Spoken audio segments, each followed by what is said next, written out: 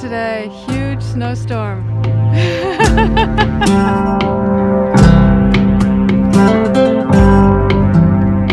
Hi, I'm Michèle Duquet. Soulful and Unplugged. This is Roxy. I've got my tea.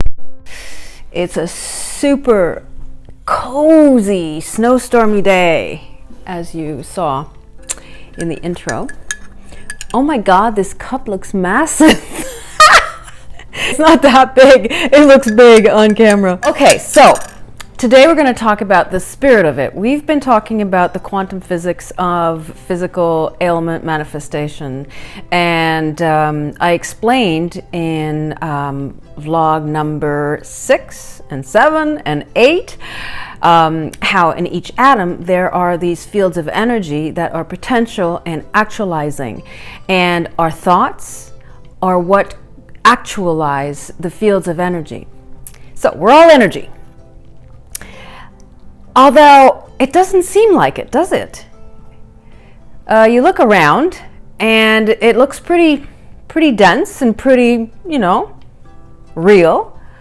It certainly doesn't look like energy. Doesn't feel like energy. I'm sitting on a couch with these big pillows and it's all comfy and certainly feels pretty solid. But really it's 99.9999999% space with a question mark. It's not space, it's energy. And from one of my metaphysical experiences I had, all these will be linked below. There'll be a little card. They show up here. No, I think it shows up there. I talk about one of my experiences where I had an out-of-body experience and went back into my body as pure consciousness, and I experienced these energetic field within an atom. And I talked about how I healed my eczema, and last week I talked about how we need to love ourselves and go into that loving space of compassion and forgiveness, loving ourselves, loving this moment exactly as it is, because it really is a message from our soul at what we need to pay attention to. The spirit of it to me is my soul communicating to me every moment. I'm not just aware of this three-dimensional reality. I am constantly aware of all of the energetic realms as well. It's that combo that I love of the present moment. It's this higher consciousness as viewed through this incredible 3D reality. So viewed that way, I know that at every moment my soul is right here, right now. I've experienced this infinite consciousness. And so I know that when I am conscious that I am now and all that I am now, I am also conscious of my soul and conscious of source. So how did this help me heal my eczema?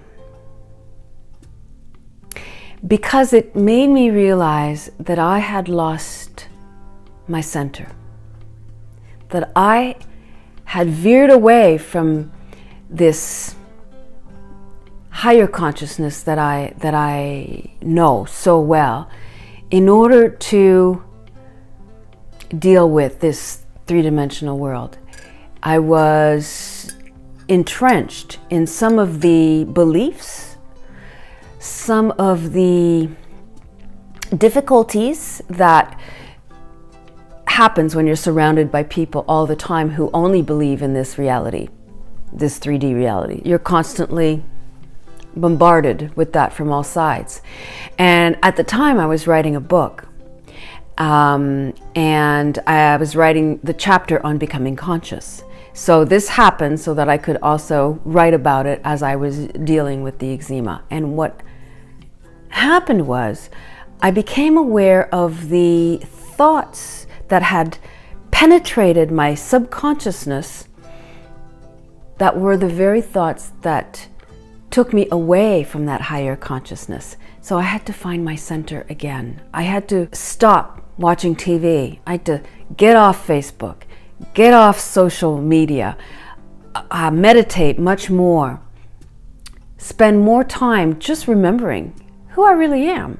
And then I realized that is what I was angry about. That's what my soul was trying to tell me by this explosive anger coming through, manifested in eczema, that was coming from my subconscious.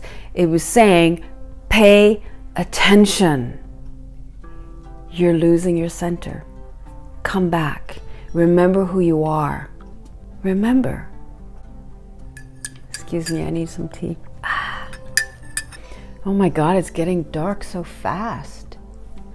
Wow. So, how did I lose my center? I started to have faith in my fears rather than my joys and my joy. And I think that's what happens to us as human beings, because we are bombarded from all sides with a reality that constantly says, be afraid. Be afraid, be afraid, be afraid all the time.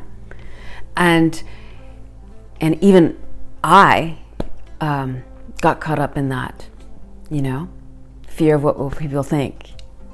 Fear of what am I doing? I was not working. I was living off my savings, and I had, that sense of being afraid. So I was putting my faith in fear of the unknown, because I really had no idea what kind of world I was creating for myself. All I knew is that I had to do it.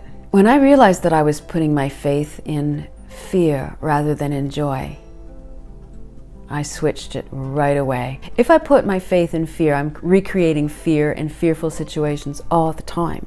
If my thoughts are in fear, I'm creating situations that are at the vibration of fear. Whereas if I put my trust and faith in joy, what brings me joy? This brings me joy. Talking about this, creating these videos, sharing my experiences, this gives me great joy. Traveling gives me joy. Spending time with my doggy. Snowstorms! I just love snowstorms. But if I realize what gives me joy and then put my faith and trust in that, that's the world I'm creating. So that was the switch for me, that I realized what was in my subconscious was really coming to the forefront for me to clear it and heal it.